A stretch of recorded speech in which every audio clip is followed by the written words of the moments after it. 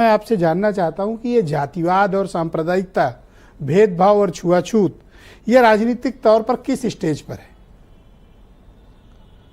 देखिए, देश की आज़ादी 20वीं सदी में मिली थी हमको और आज हम 21वीं सदी में यहाँ पर चर्चा कर रहे हैं और 15 अगस्त कल है, हम जब आज़ादी का जश्न मनाएंगे।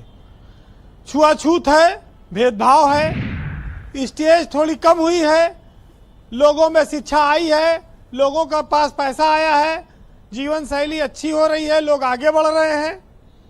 धीरे धीरे और चीज़ें कम होंगी।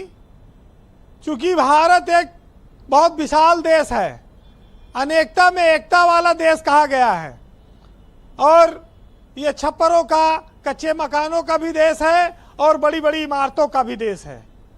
दोनों चीज़ें आपको देखने को मिलेंगी यहाँ, दो तरह की तस्वीरें।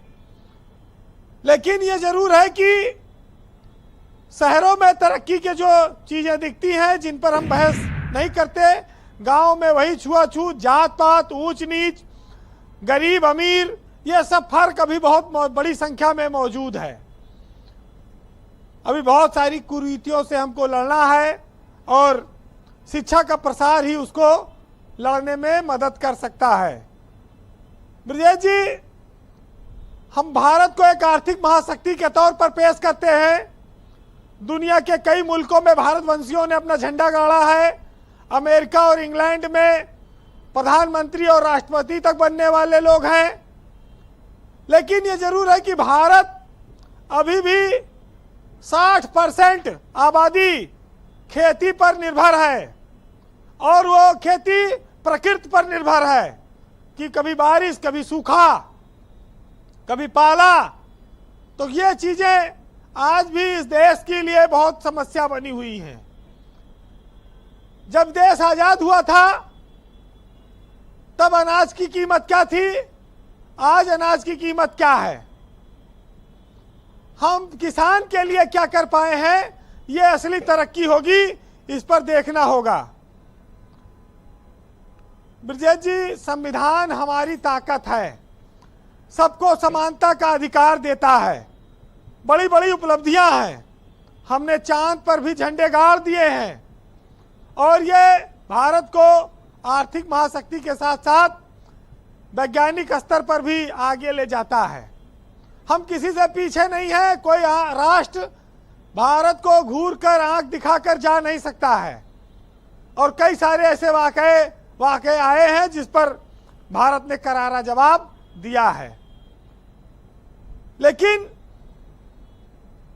भारत के लिए जो सबसे बड़ी चुनौती है वो सियासत है, जो अपने फायदे के लिए लोगों को जात पात में बांटती है, जात के आधार पर लोगों को टिकट देती है, धर्म के आधार पर भेदभाव होती है, रैलियां होती हैं, बड़े बड़े मंचों से ऐलान होता है और सिर्फ इससे कि हमको इसका फायदा मिल जाए। आज इस देश में किसान के साथ साथ 80 करोड़ लोगों को मुफ्त राशन भी दिया जा रहा है। यह भी भारत के लिए बहुत बड़ी चुनौती है कि हम इतनी बड़ी संख्या में लोगों को राशन की व्यवस्था कर रहे हैं। अब वो वोट की खातिर है कि पेट की खातिर है, ये लोग अपना अपना उसके हिसाब से व्याख्या करें। लेकिन कल मोदी जी एक बड़ा इतिहास रचने जा रहे हैं भाई, भाजपा की ओर से वो ऐसे प्रधानमंत्री बनेंगे जो 11वीं बार लगातार लाल किला पर झंडा फहराएंगे। एक जानकारी आई है कि 17 बार नेहरू ने और 16 बार इंदिरा गांधी ने फहराया है। उसके बाद मोदी तीसरे ऐसे व्यक्ति हैं। तो ये बहुत बड़ी उपलब्धि है बीजेपी के लिए, क्योंकि देश में अगर एक मजबूत सरकार हो, एक बहुमत की सरकार हो, बार बार चुनाव न कराना पड़े, तो एक आर्थिक बोझ घटेगा, तेज तरक्की होगी, प्रगति होगी। इन सब चीज़ों पर भी लोगों को नजर जाना चाहिए। अभी बहुत सारी बातें कालीचरण जी ने भी कही। एक बात जो मुझे कहना पड़ता है कि भारत देश में सबसे ज़्यादा देवी देवता और भगवान हैं, मूर्तियां हैं, देवस्थान है, तीर्थ स्थल है, लेकिन सबसे ज़्यादा गरीबी भी हमारे यहाँ आबादी के हिसाब से, भूखमरी भी है। और अत्याचार और शोषण की भी कहानियां हम लोग आए दिन सुनते हैं। ठगी है, भेदभाव है, लूटपाट भी है। ये सब चीजों पर भी लगाम लगाना होगा।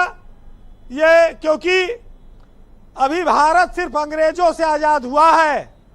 अभी जातिवाद, अंधविश्वास, पाखंडवाद, इससे उसको आजाद होने में काफी लंबा समय लगेगा। इसके लिए भी बहुत काम करने की आवश्यकता है। अभी असली मायने में आजादी तब मिलेगी।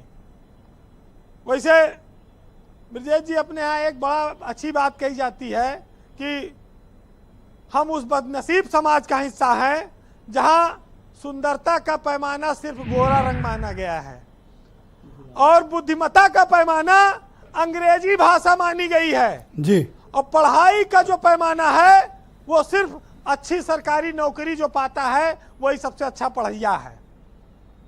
ये जो पैमाने बने हैं, ये शिक्षा व्यक्तित्व का विकास नहीं करती है। इसको बदलना होगा और ये देखना होगा कि इस देश में शिक्षा को कैसे सस्ता किया जाए, इलाज को कैसे लोगों को सस्ता किया जाए। गरीब आदमी भी अच्छे से इलाज करा सके। अब तो इलाज बहुत महंगा हो गया है जी। शिक्षा बहुत महंगी है। इस पर भी लगाम लगाना होगा क्योंकि इसी से सारा देश चलता है। वैसे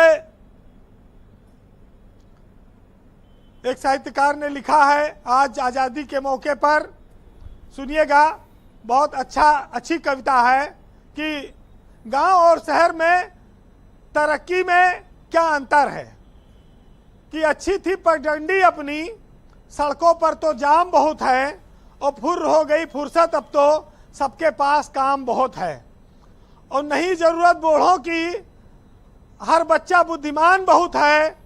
और उड़ गए सब बाग बगीचे, दो गमलों की शान बहुत है। और मट्ठा दही खाते नहीं हैं, कहते हैं कि जुकाम बहुत है। और बंद हो गई चिट्ठी पत्री, फोनों पर पैगाम बहुत है। और आदी हो गए एसी में रहने के, और कहते हैं कि बाहर घाम बहुत है। बहुत शुक्रिया वीरेन जी, बहुत ज़बरदस्त बातें आपने ग्राउंड जीरो से प्रस्तुत की।